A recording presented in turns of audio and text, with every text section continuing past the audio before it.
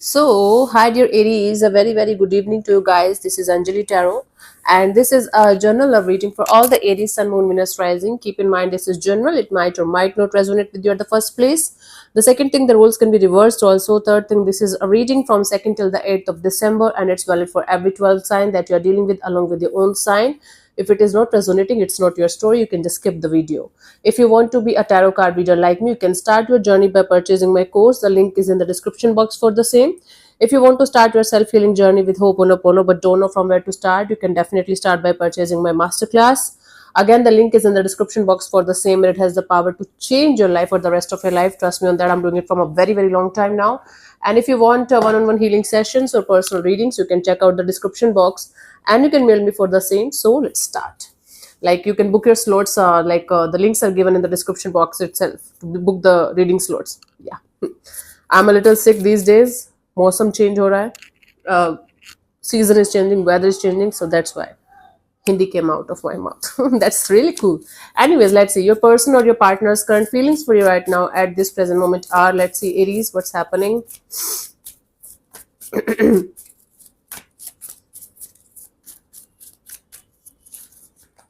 We have the Wheel of Fortune. So someone is waiting for the right time. Someone is just trying to surrender and let go and trying to just go with the flow kind of a deal. It's like energies are flipping. The roles are reversing, the energies are flipping, the energies are changing and shifting from what they are to a totally different direction or dimension.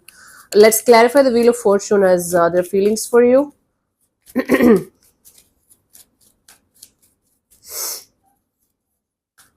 We have the Strength card, the Two of Cups, and the Nine of Swords, right? There is love and there is fear. There is love and there is fear.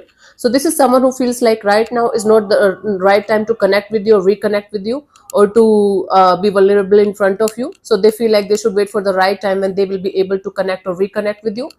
But this is stressing the hell out of them. It's like somebody is not able to sleep at night thinking about whatever is going on, but they're holding back any kind of urge to do anything about the situation, because again they feel like right now is not the right time.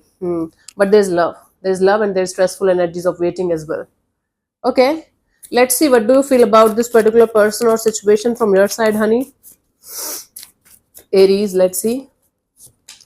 Knight of Wands. So from your side, you're quite passionate about the situation. At the same time, you're not feeling much stability in the connection. Maybe you are the one on and off, in and out in the situation, or you're feeling the person that you're dealing with, they are on and off, in and out of the situation. They're quite immature, and they might not be able to handle the situation with maturity, with stability. Even though there's passion, there's fire, stability portion is kind of missing, maybe. Okay, let me clarify the Knight of Wands.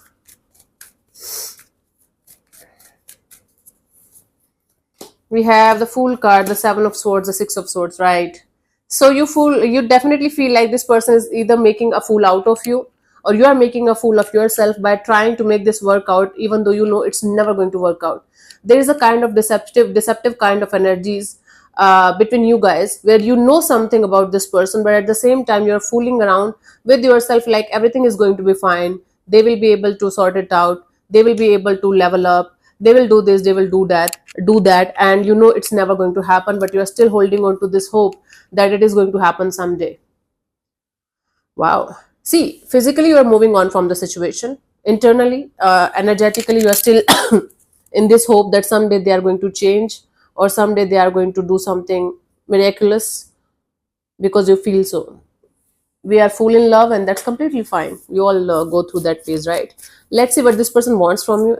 I don't know what my hair wants from me. This side is always like this only. Whatever I do, no gel is working, no oil is working, so leave it. It's their life. Let's see what this person wants from you. What are their intentions from this situation or from you? I'm having cold and I might sound a little manly. My voice is already manly, but a little more manly today, so bear with me. So they want to manifest something here in the situation. They want to manifest a reality in the situation, like bringing the dream into reality is what they want from the situation. Okay, let's clarify, not clear. Let's clarify the Queen of Wands here. We have the Page of Pentacles, the Hanged Man, the Tower, right? They are manifesting removal of all the blockages from the situation and having a brand new beginning in the situation with a friendship kind of energy. Now, this person is not ready for commitment, long term partnership. And even if they were in the past, now they are in this energy of, okay, let's start from friendship, let's enjoy each other's company, let's see where it goes. That is what they want out of this situation right now. But they want every blockage, every ifs and buts and conflicts to be resolved completely. Fresh, clean slate. Let's see what do you want from this particular person or situation from your side, honey.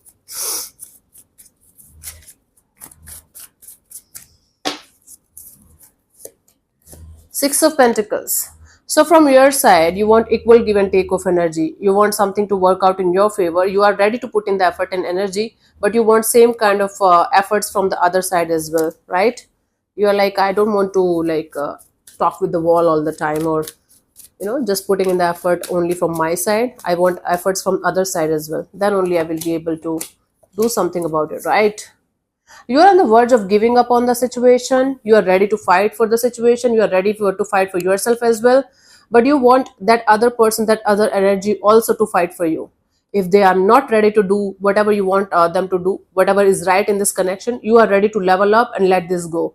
Although it's going to take you a lot of courage and strength to do that, but now you are ready to let this go and not to look like behind, not to look back. You just want to level up, and you just want them to level up. If they are not able to, or they are not ready to, you are ready to give up and move on. Cool. That's really cool. You got your shit together, you know what you want, and you are exactly looking forward to have that only. And if you're not getting that, you are saying goodbye. Cool. Let's see what's coming towards you till the 8th of December, honey. Aries.